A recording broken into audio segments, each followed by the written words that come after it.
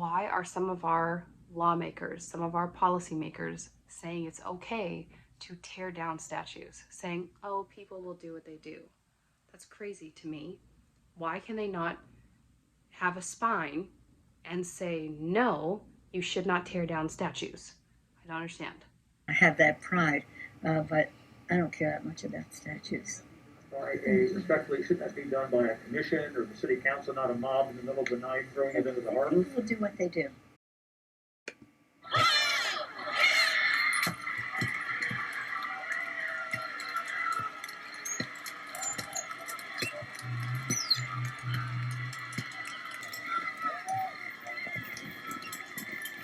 Get him in the harbor!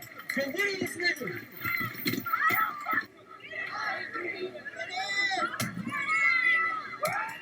In the middle of the night throwing it into the harbor? People will do what they do. That's exactly why these crazy people cannot gain power.